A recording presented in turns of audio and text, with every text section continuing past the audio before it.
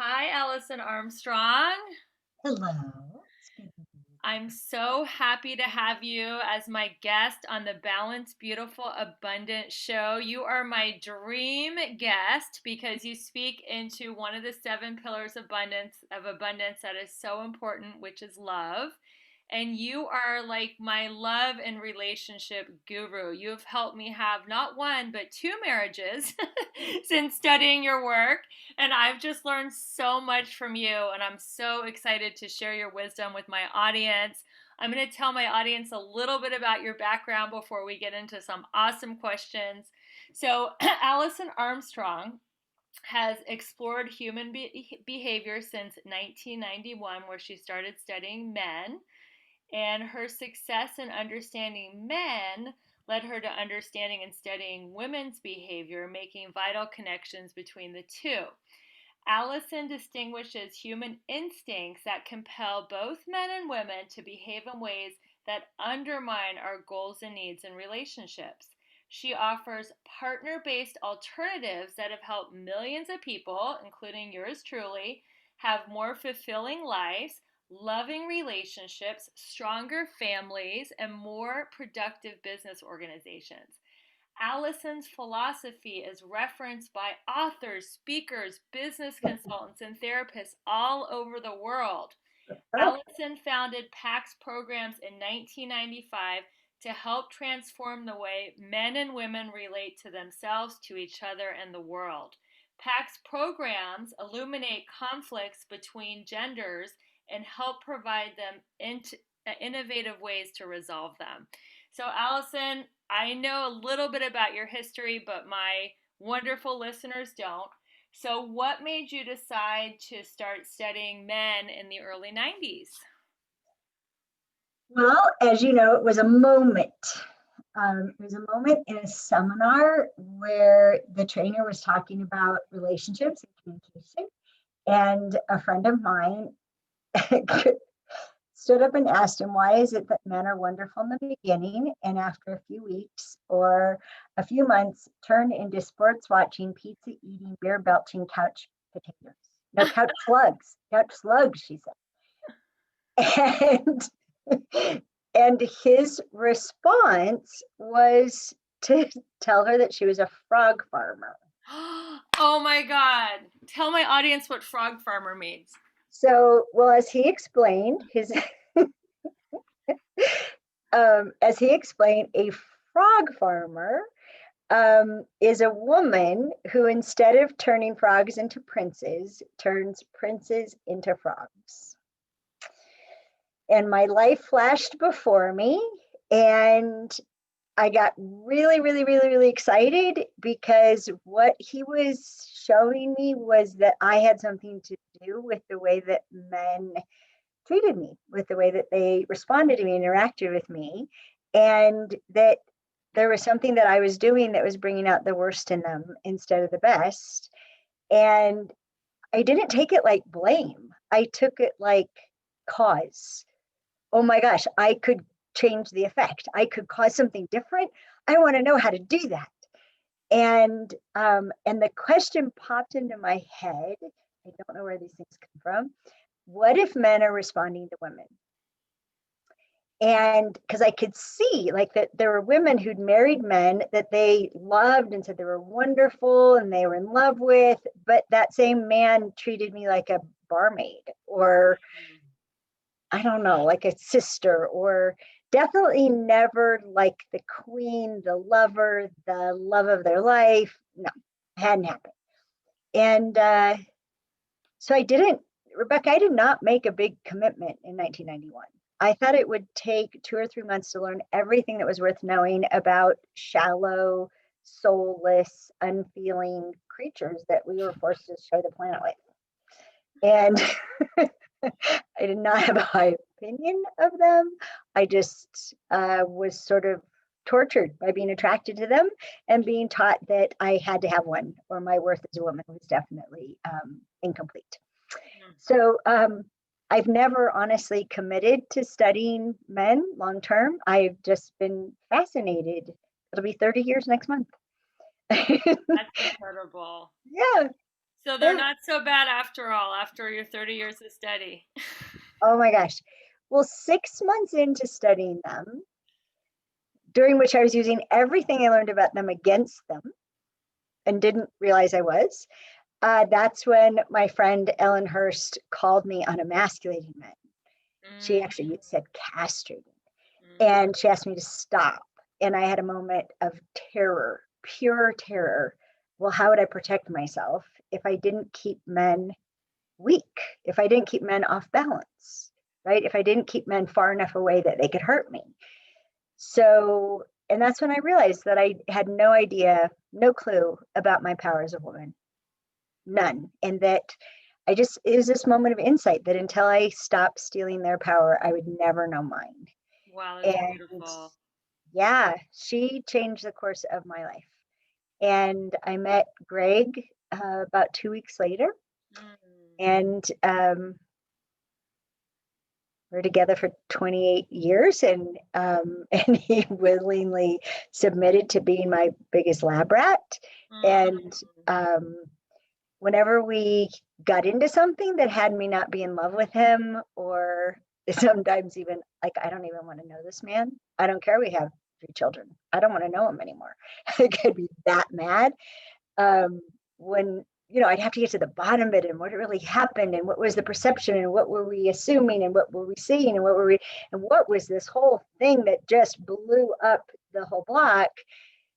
At the end of every one of those, when I got it all the way down to, oh, this happened and this happened and this happened and this happened, and so if we did this instead of that and that instead of this, and I ended up back in love with him, he'd look at me and say, this is going to be in a workshop, isn't I love it. That's like dating a stand-up comic. You know you're gonna end up in their routine. it? Yeah, and he was so generous about letting me do that. And then when the men would come to the Understanding Women workshop, the live one, and actually the online version of Understanding Women, you could see Greg in the back of the room cracking up and looking at me in that adoring way of his. And um, it's just the best. I should go back and watch it. Aw. Uh, the sample on our website, the free sample right on the front page of our website, Greg is in. And yeah, he just was always willing to be of service. And men would come up to him and say, you're a better man than I. The things that she tells about you and you're fine with, oh my gosh. Because men have such an instinct against revealing, right? Their Mm-hmm. instinct is to conceal anything that be used against them. And here I'm revealing Greg and revealing Greg and revealing Greg. And he's just laughing and blushing and just being willing, just like take it, use it, have better lives. Incredibly generous that way. Well, you've both been incredibly generous. So, a lot of women are in the habit of castrating men. It seems like women are coming into their power and women are, feeling like the matriarchy in a way, like the sisterhood is finally coming into being. So how can women step into their power and create female empowerment without disempowering men if they're in the habit of thinking they have to emasculate men to step into their power? Not a simple question. And yes, most women think that claiming their power is to invalidate a man's. Yes.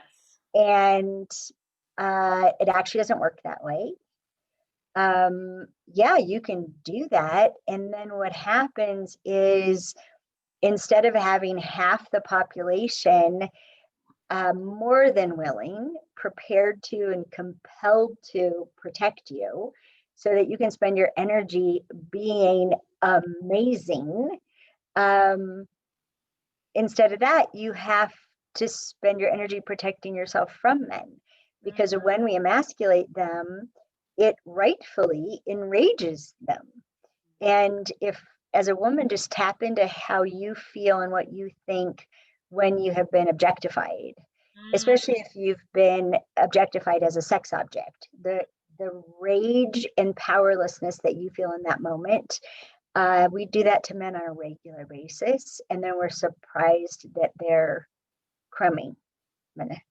Why watching my language, we're surprised. We're surprised that they get so angry. And then we think less of them for that too, that we ought to be able to say anything we want to them, criticize them. They deserve the criticism. They don't have a right to become enraged, but we don't know what we've done to them. We don't know the corners that we paint men into all the time, where they're just, they know what we're saying isn't true, and yet we've given them no way to defend themselves. And every way they try to defend themselves, we turn it back on them. And we will not see who they are no matter what. And I mean, if you think about any time in your life, whether it's interacting with your parents who treat you like you're still 13 years old, right? Or someone you've just met that you can tell they don't see you at all, right? They see whoever you remind them of, or some type that you are, or ethnicity or age. Like any time that you've been disempowered by they just aren't seeing me, that happens all the time to men. So, how can we rise above? I know a lot in your trainings, without giving too much away, you talk about human spirit versus human instinct, and you have a vision of us empowering each other and working in partnership. So how can we shift from like human instinct to human spirit, and like instead of seeing, like you said, somebody's, age or their ethnicity or their gender, like how can you just like connect with their spirit? Well, okay, there's a lot of places I can answer that question from. Okay, and you just introduced a lot of pieces. So the first would be, if you're willing to be wrong, Mm. like if you're willing to be wrong about everything you ever thought about men and even thought about yourself, like what's wrong with you that men treat you that way, right? So if you're wrong about what's wrong with you, what if there's nothing wrong with you? And you're wrong about who men are and why they do what they do, and if you're just willing to be wrong and get curious, what's really going on here? Mhm. And then one of the first things that can show up, and definitely in my work does, is that testosterone, what I would call a testosterone based organism versus an estrogen based organism, Mhm. we literally have opposing instincts. So Mm. opposite sexes, opposite includes the word opposing. So our instincts like go head to head against each other, and they cause enormous upsets. For example, may I give an example? Of course, yeah. Okay, so when women are in what we call gathering mode, which it would be open, we're open and we're connective, right? What has us feel safe is feeling connected to the people around us. And if we feel disconnected or alienated from anyone around us, it's going to put us off balance. Mhm. And so we'll be in a state of fear, and we'll handle that in a variety of ways depending on our own routines. Like, is it going to be a fight response, a flight response, a freeze response? But we will be experiencing tension, and we'll want to do something about that environment, that person, or we'll want to escape them. Now, if so, we're going to want to try to connect, right? And like our husband is in the other room and the door's closed and we haven't talked to him in hours and we want to connect. But when we're in a committed state of mind, which is most men most of the time, what has us feel safe and unthreatened is being productive. Mm. So we're focused on getting something done, and the sense that we are getting it done and we can get it done is what gives us a sense of well-being. And being interrupted, when we're being productive, being interrupted is thwarting what's giving us this good feeling. It actually takes the good feeling away and is preventing us from thinking we're going to get to what we want to get to. And it has us think bad thoughts about the person who interrupted us. So when a woman interrupts a man in order to connect with him, her instincts are compelling her to do what has his instincts respond to a threat. So the threat she's trying to neutralize by connecting, she's causing a threat to him by interrupting. Got it. Yes. And so instead of having this warm, oh, hi, honey, so happy to see you. What do you need? She gets a, it's kind of like, and then the disconnection she had before is now amplified, like kaplooey, right? And she can go over the edge and she'll be so mad at him. And he's completely confused by how could she possibly be mad at him? like he's like just like these people are a mystery. So that's just one of honestly I could easily give you 100 examples of opposing instincts gone awry. Wow. Yeah, easily, just like rattle them off. And if I kept, they could give you hundreds That could be the of whole them. show. It's just opposing instincts. Yeah, we could. And is Put it it. Go is it ahead. true for gay, straight, or transgender people? Is it more complicated as far as opposing instincts? No, this is a human phenomenon. And it's why I stopped talking about masculine and feminine. And I talk about hunting mode and gathering mode. Okay. Hunting being committed to a specific result or destination or intention. Gathering being open to options and alternatives and possibilities. They're like the difference between a PC and a Mac. Mm.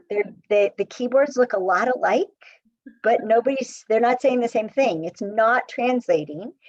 And what's really confusing for both men and women is that we switch operating states depending on circumstances, and it gives us completely different perception. We see different things and we see them differently. We listen differently, we speak differently, we process information differently, we have a different relationship to our emotions.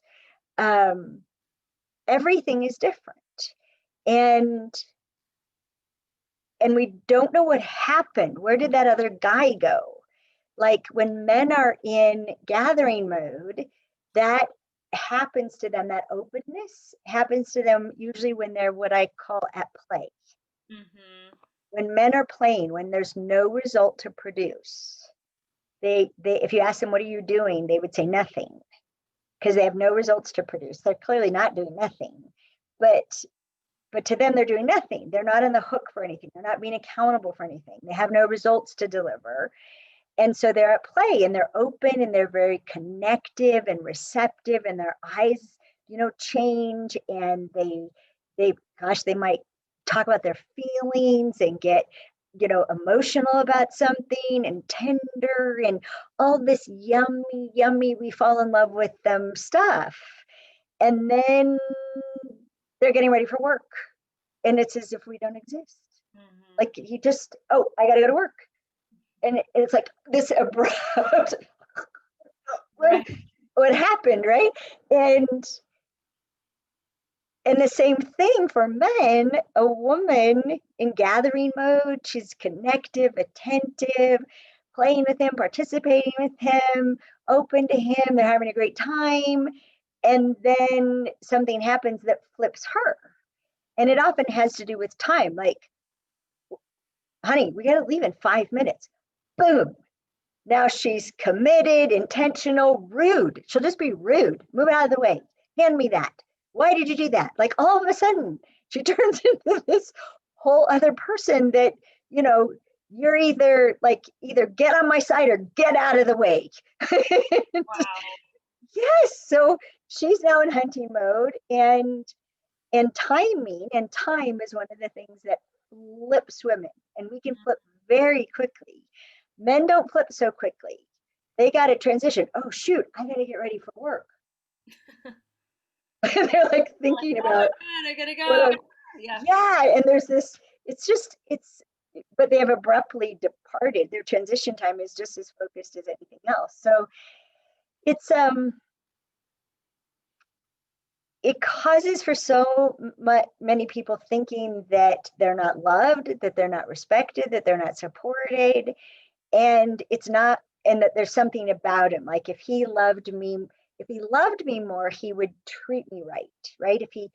If we think if a man feels the right way about me, then he'll treat me the right way, which I, of course, know what the right way is. And everybody knows what the right way is. And I should never have to tell him what the right way is to treat me. Right. And you can see where it keeps going. And if I have to tell him, it doesn't count. And so we think if he feels the right way, he'll treat me the right way. So we work on trying to get him to feel the right way. Yes. So he would respect me more if I was more take charge. Right. He would love me more if I don't know, whatever we turn ourselves into. It's like if I were prettier, skinnier, younger, better, then he would treat me better. And we also or a better cook, or if I learned to ski or to climb, I took a winter backpacking course when I was really? Was that for your own fun or because you thought a guy would love you more if you did it? No, I'm just kidding. Well, it was my first husband and I wanted to spend time with him, and he never wanted to spend time with me, and I didn't know it was because I was so snarky. I thought I needed to have more interests in common, and he was into hiking year round, and so I just, we got married in September. So that winter I spent learning how to hike and camp in the snow and use an ice axe, and it came in handy a couple of weeks ago. So I'm glad I did. Hopefully the person's okay. No, I'm just kidding. That's funny. Yeah, so if we get curious about what's really at the source of this, and what if it's not individual, what if it's not personal, what if it has with being human, and then gender, and are we in hunting or in our gathering mode? And our new Understanding Women course, which we were chatting about ahead of time, the one that's online, it talks about hunting and gathering mode and the difference in how a woman feels supported depending on which mode, what has her feel appreciated, what helps her to have enough sex in her life. I mean, it goes through all of those, what has her feel safe. And for men to take to understand women more? Oh, absolutely. And all of our online courses are a combination of the recording of a live workshop that I led, and then interspersed with sessions like this where I'm answering questions and I'm setting things up. In fact, it happened in this studio. But you get to see, because of the kind of production it was huge, you get to see the looks on the men's faces. Yes. When they're learning something that all the women are validating, yep, that's true for me, the shock on their faces. Or sometimes they're just bent over laughing so hard because. Give us an example. What is something that women do that shock men the most, and vice versa? What is something that men do that shock women the most in your live seminars that they learn? Okay, what rated version do I need to tell you? No rating. There's no rating. You go all the way up to X if you need to, Alison. There's no rating. This is Apple Podcasts. Well, okay. So, for example, in Understanding Women, there are several sections related to female sexuality. Okay. And I propose that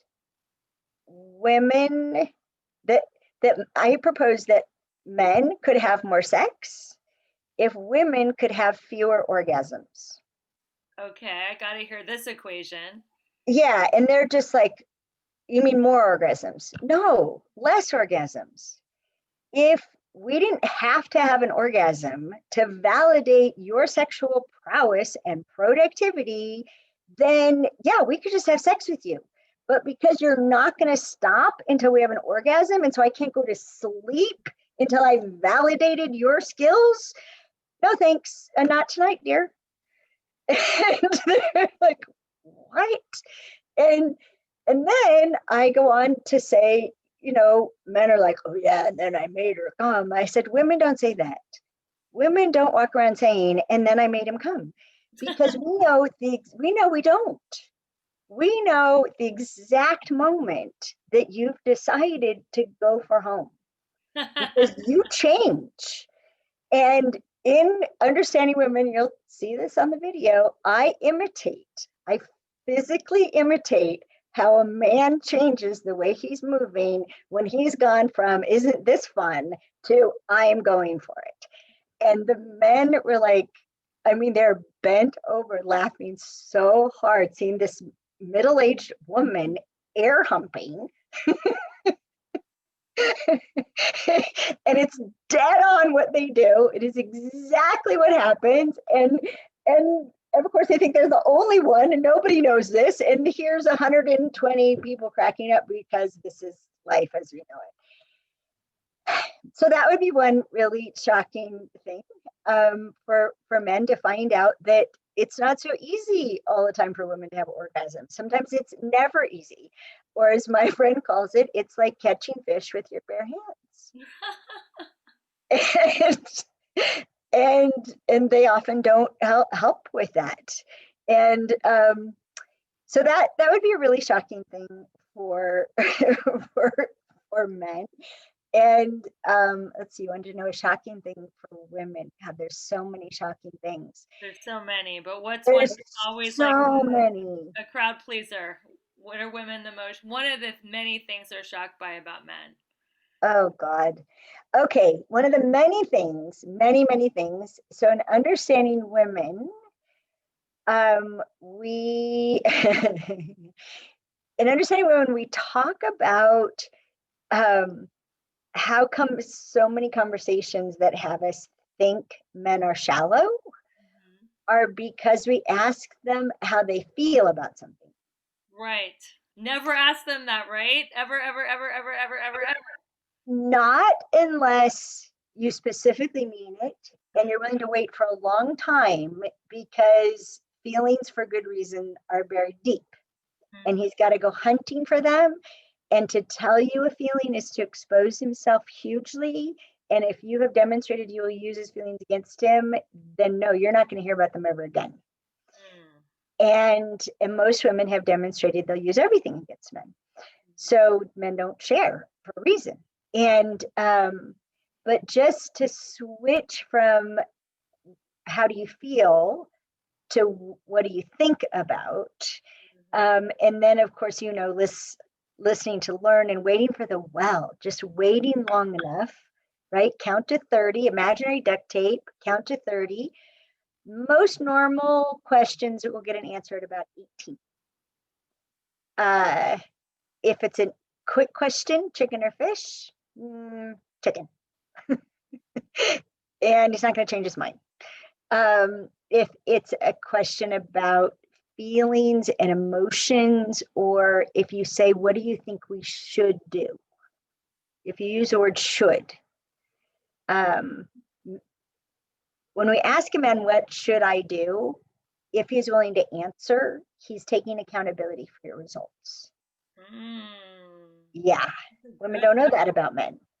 And if he says, well, I'm not going to tell you what you should do, but maybe you want to think about this, he is disclaiming accountability for the results.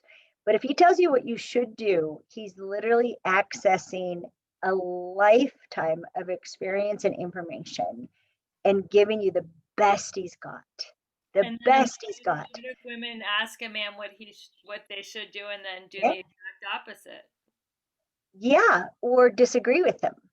Just like, well, we'll have to agree to disagree.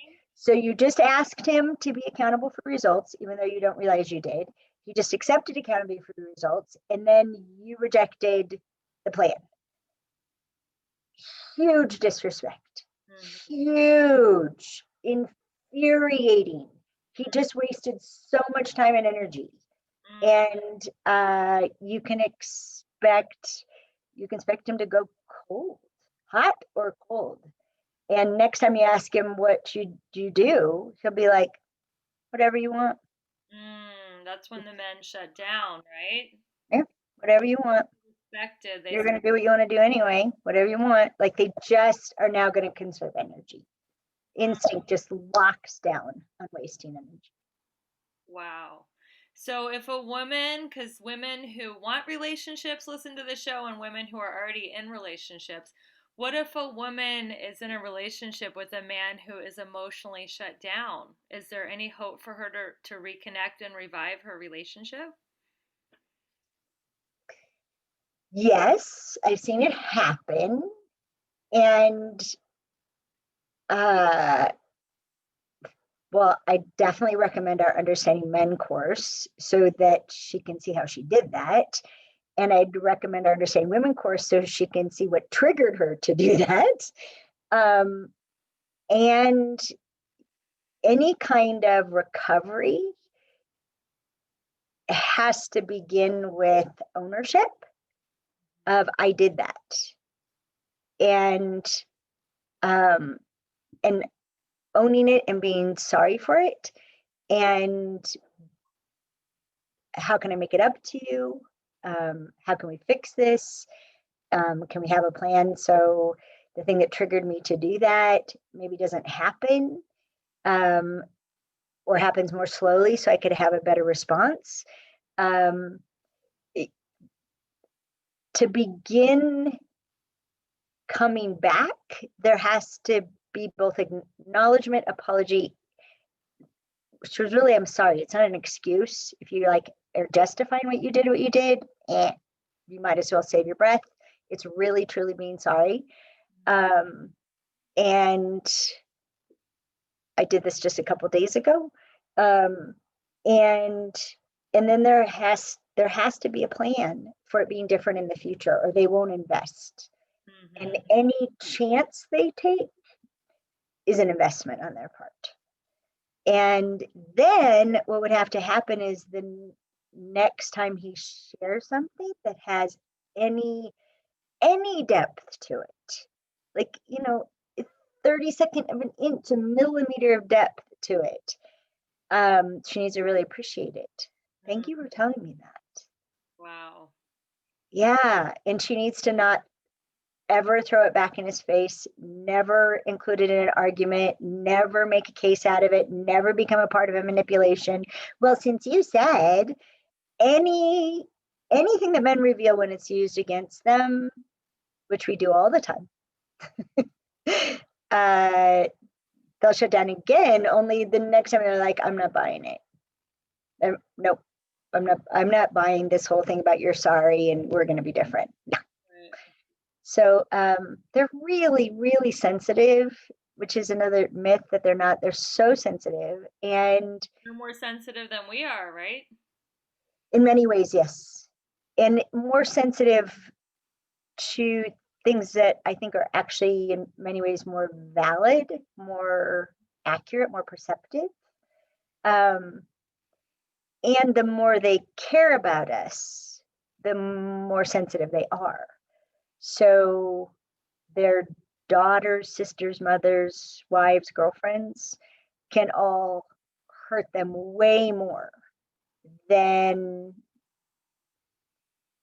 a stranger, than a someone at work, someone, a guy friends, could say something really mean and he's like, whatever, asshole, right? It just, we don't realize how, um, well, in natural horsemanship, it's called as soft as you can, is as hard as you need.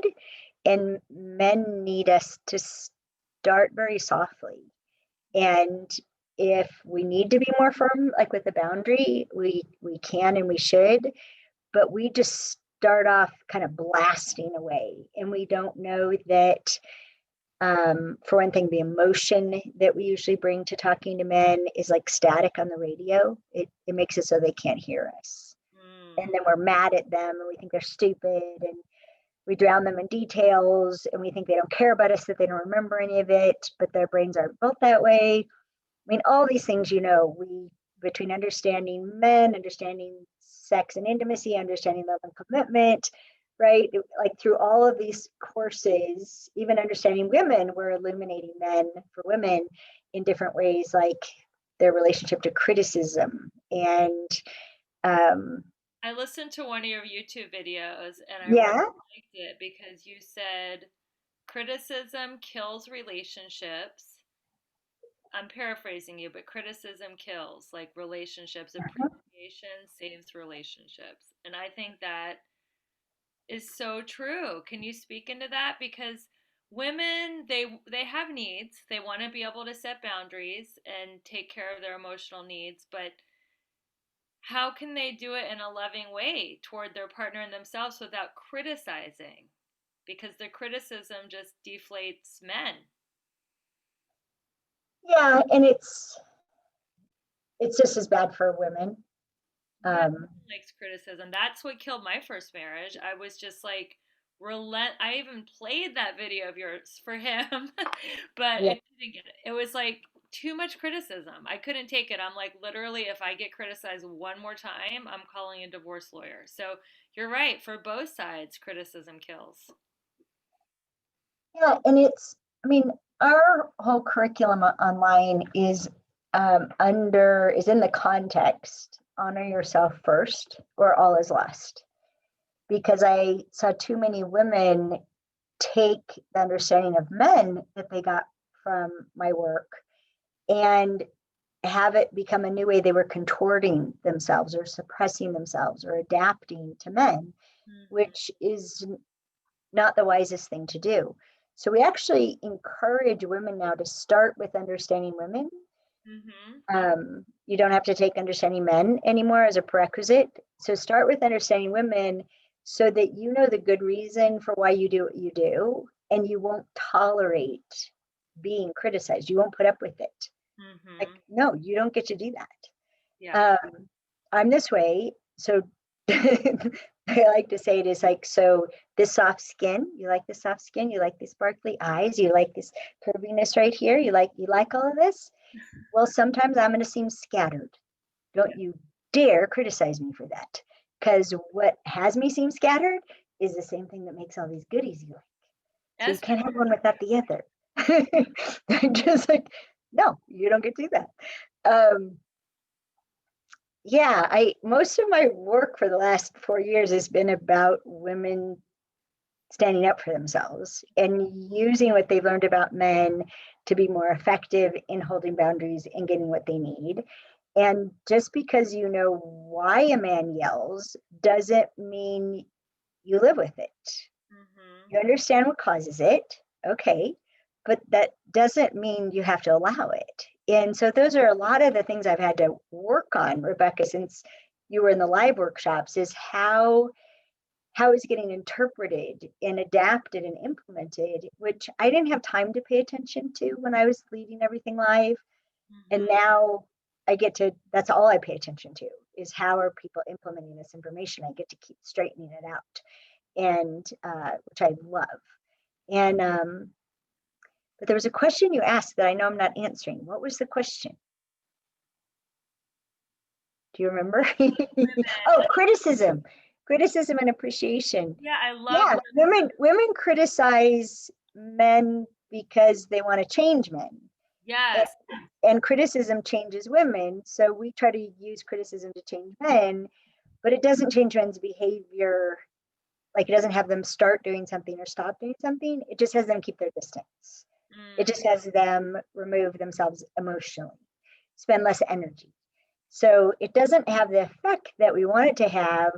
But again, we're assuming that, this, that we assume a man is a hairy woman. And so the only reason it's not working is because he doesn't love me enough or respect me enough for my criticism to count. So I'm going to be more strident in my criticism, right? Or we assume if a man knows how upset we are about something, he'll stop doing it. And well, that works on women all the time. mhm. She'll stop doing it or she'll hide it from you. Right. But it doesn't work on men. Making sure he knows how upset we are about something does not change his behavior. Hmm. And he would consider it dishonorable if he let it change his behavior. Yeah. That reminds me of my childhood, Allison, because my dad hated that my mom was a compulsive shopper. So instead of stopping, she would hide her shopping bags and hide the credit card bills when they came. And she hated that my dad was a compulsive gambler. And he didn't hide it at all. He was like, "Oh well, I'm gonna gamble. That's what I like to do." So that totally illuminates that. So I want to Yeah. switch gears because a lot of my listeners By are. the way, both of those are instinctive behaviors. How is that? Well, gambling and shopping, gambling for men and shopping for women, which is a kind of gambling.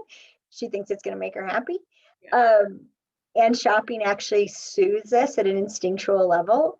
It's all instinct. So again, Right. you have these opposing instincts, both of which are going to trash the family finances. Mm-hmm. I'm sorry. It's That's okay. what I got to say. Gathering is what women do. That's what shopping is. Like you said, the cave woman instinct of gathering. And hunting is kind of, I guess maybe hunting is like gambling because there's high adrenaline and high stakes. And focus. And basically, the umbrella for instinctual is our response to the perception of a threat or an opportunity. Mm, And opportunity may sound like a good thing, but it's a threat. You might miss the opportunity, you might not be good enough to meet the opportunity, you might waste energy chasing that opportunity. So opportunities are threats just 1 second away. mm, And so gambling, your dad was out there gambling because of the perception of an opportunity yep. that he could change things for himself and his family and turn things around. Or I mean, look at the stock market. It's one huge gamble. Yeah, It's a card game. it is.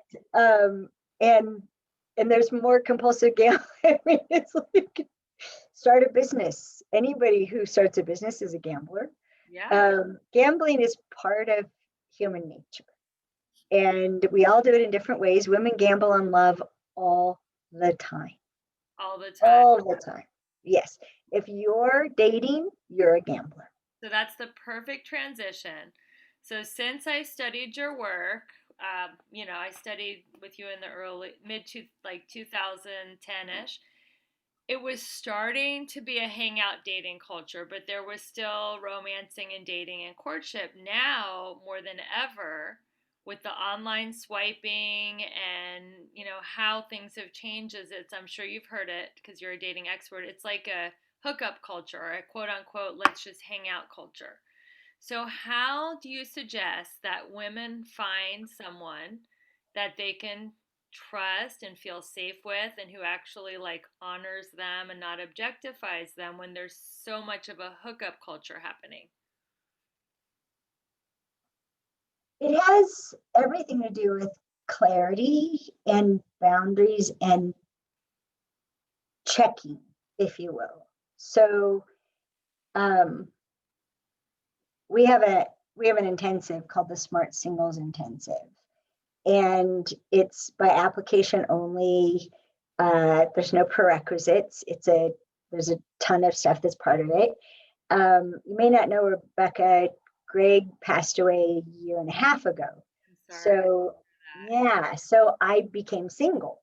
And I think it's kind of a I don't know, cosmic joke that because I've become much more useful to our single students than I was after, quarter century of marriage.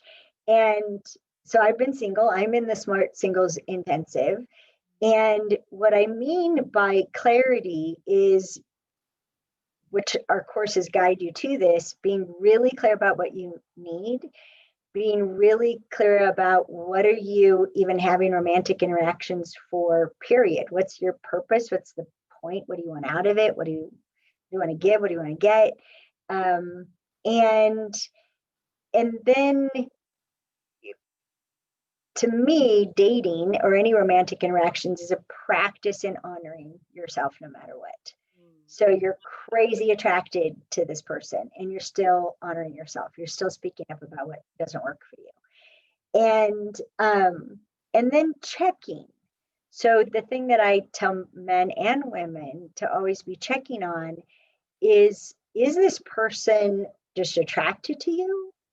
Or does this person care about you? Is there something about you that has sparked in them caring? because caring is the biggest expenditure of energy for a man, especially. And when they care, they're not just sexually attracted, which is kind of like being hungry. When they care, one of the first places it shows up is they care about what you need. Mm. So for everybody, we all have something we need, whether it's I need to be off the phone in 5 minutes, or I need to end our Zoom date by such and such a time, or if we're gonna meet in person, then I need it to be outdoors and don't try to hug me. Whatever it is, that we all have needs, and whether you're a man or woman, just expressing that need, and it can happen in the first call. Or like I was coaching one of my smart singles, she hates online dating because she wants to talk in person. So we just fixed it. We rewrote what her profile says. We rewrote what she messages to someone she's interested in. That it just starts out with, I'm interested in you. These are things I'd love to know about you if you'd be willing to tell me. Message me back to set up a time to talk. So she's just using online dating to set up times to talk because she needs conversation. Right. She's going to need it the whole span of a relationship. She's going to need conversation. It's her biggest complaint about anybody she dates. They don't have enough conversation. So she is sorting for conversation from the very beginning. And if they don't message her to set up a time to talk, they're not paying enough attention to what she needs. She might give them one more chance. Maybe you didn't read. We need to set up a conversation. And then that's it. Like, they're just sorted out. They've already said they don't care enough to be paying enough attention, and they're not going to give her conversation. And this texting back and forth is very safe for people. So they're saying, you're not worth taking a risk. I'm not going to do it. Okay, you're out, you're out, you're out, you're out. And she's going to be left with people who really want to talk, and so much better use of her time. So what I like what you're saying is get clear on your purpose, and then it's a sorting process. Not everyone's going to want to romance you. Some are going to want to just hook up and quote unquote hang out, but those aren't your people. So just keep sorting through. Unless it's what you're looking for, which is completely legitimate to be looking for. And when I have my way in the world, we'll be able to say it out loud, right? And I'm looking for a lover. I'm looking for a companion. I'm looking for a quickie. I'm looking for, whatever it is that we're looking for, and not have it all have to be this big relationship thing that most of us don't know what to do with anyway. And anyhow, I think you already know this, Rebecca, that In Sync with the Opposite Sex, we published it in 2008, I think. It's still one of our most popular products. You can get it on Audible. I love For, it. I've I don't know. read it. I've listened to the audio. It's In Sync with the Opposite Sex, everyone. If Yeah, definitely look it up on Audible or on Amazon. It's incredible. yeah. And it's on our site too with like crib notes, right? For the visual digital. As you're listening, you're seeing the outline and the emphasis of what I'm talking about. So it's at AlisonArmstrong.com too. But that will get to the heart of what people are struggling with. It's a really good introduction to what we do. I mean, I know people who that's all they've listened to over 3 years, which is really Oh fun. my, I'm not your kidding. stuff is like a textbook. You can listen to it again and again and be like, when did Allison come up with that? I never heard her say that. And it's like it was in there the whole time, but you hear different things depending on what's going on with you. Absolutely. So, Allison, this has been so amazing. What a gift you've given us at the Balanced, Beautiful, Abundant show. How can people find you, find your work, get in touch with you, sign up for these amazing online seminars? How do people get in touch with you? Well, if you go to AlisonArmstrong.com, and it's spelled with one L, but you can use two and still get there. And there's a whole pathway for our online curriculum, um, our books and audio recordings are there. There's a bunch of recordings on Audible, but nothing since 2012. So all my newest stuff is on our website. And everything from why men lie and why women lie to parenting and partnership. And, there's just so much that's available there. The appreciation equation, the cure for complaining. You know me, I got to get to the bottom of all this stuff. So that's the place to find us. What a legacy you've created to help millions and millions of women, way beyond your incarnation. People will be studying your work. So I just am so happy and honored that you came on our show. So if you're listening to this show, this is a private show. We don't have official sponsors. Please share it with a friend. If you're listening to Facebook Live, tag a friend, share it on someone's wall that can benefit from Alison's teachings. If you're listening to the podcast, share it, subscribe, review it. We so appreciate all our fans spreading the word. It's a grassroots podcast and it's growing like crazy. We're actually 27 in South Africa under Personal Growth Podcast, which makes me so happy. So it is a grassroots movement of people who want to be balanced, beautiful, and abundant. So thanks again, Alison, for being a tremendous guest. And I can't wait to talk to you again and catch up with one of your courses because I didn't realize you've done so much more resource since we last spoke. So thanks again for being on the show. And I'm going to see you online in one of those virtual workshops very soon. Bless you. So let me